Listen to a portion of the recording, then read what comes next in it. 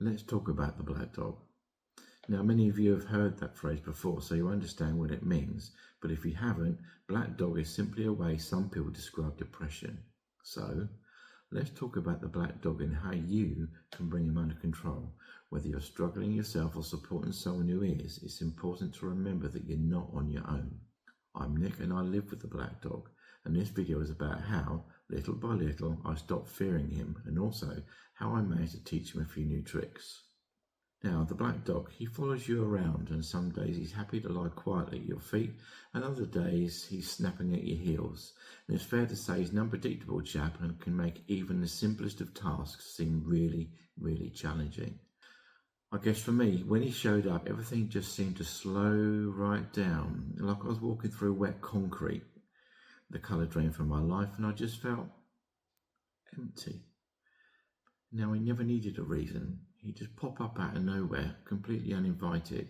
He'd mess with my appetite, he'd muddle my thoughts, and he'd make it impossible to focus, so that even the smallest tasks could feel like I was trying to climb a mountain. And don't get me even started on social situations. He seemed to have that knack where he'd sniff out any confidence that I had left in me and just completely send it packing. Now, the thing about depression is it doesn't always look like sadness. Sometimes it's numbness, sometimes it's anger, sometimes it's just nothing. No energy, no spark, nothing. You wake up and everything feels too loud or too quiet, or it just doesn't matter. And although you can't explain it, you just know something is off. My biggest fear was being found out. I worried that people would judge me, and because of the shame that I felt, I was constantly worried that I'd be found out. But now I know different. It's important to say that depression doesn't mean that you're weak. It doesn't mean that you've failed.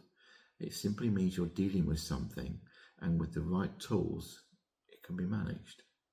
I'll tell you what, let me know in the comments below what it feels like to you, and let's open a discussion to break the stigma once and for all.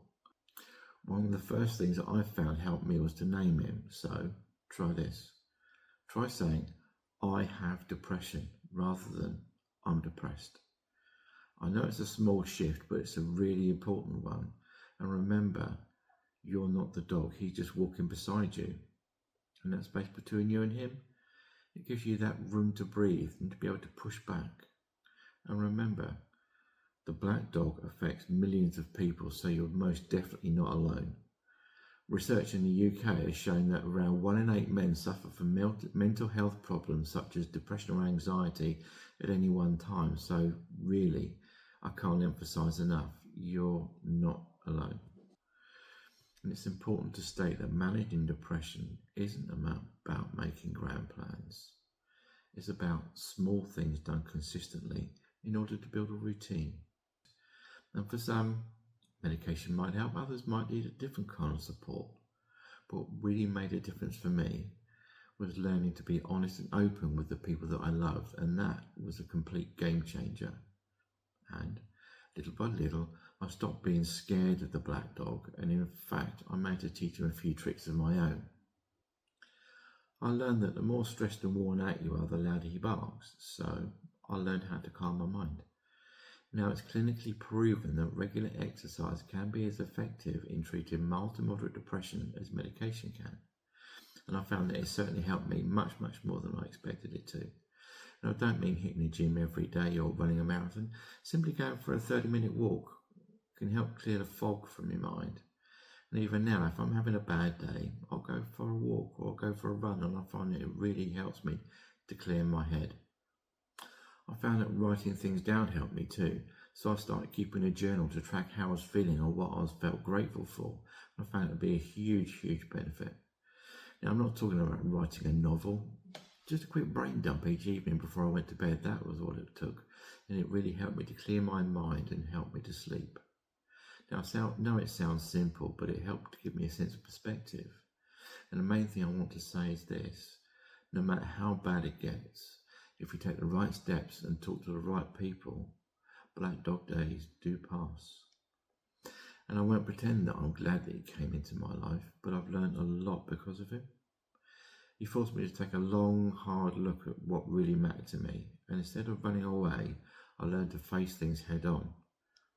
With patience, knowledge, bit of humour and the right support, even the darkest black dog can be taught new tricks. So, if you're struggling, please don't keep it yourself. There's no shame in asking for help. The only real shame would be missing out on the life that you deserve to live. And I'll leave some links to some important resources in the description below, so please check them out. Don't set yourself up to fail. When the dog barks loudly, just aim low. One win a day is more than enough. And remember, it's about completing small tasks consistently so that you can build a routine.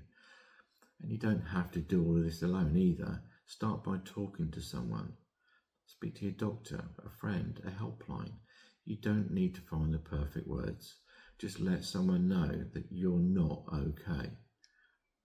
Therapy helps for some, medication helps for others, but neither means that you're broken. They're just tools. They give you that space to rebuild. And there's also support groups, charities, online forums, people that get it. And remember, asking for help isn't a sign of weakness, it's a sign of strength. So, what about now, you might be asking? Well, for me, he's still there sometimes, but he doesn't run the show anymore. We found a kind of a truce, or a working relationship if you like. But with the tools in my toolbox, I've learned that I can keep him in check. And the black dog might not disappear forever, but you can learn to live with him without letting him run your life.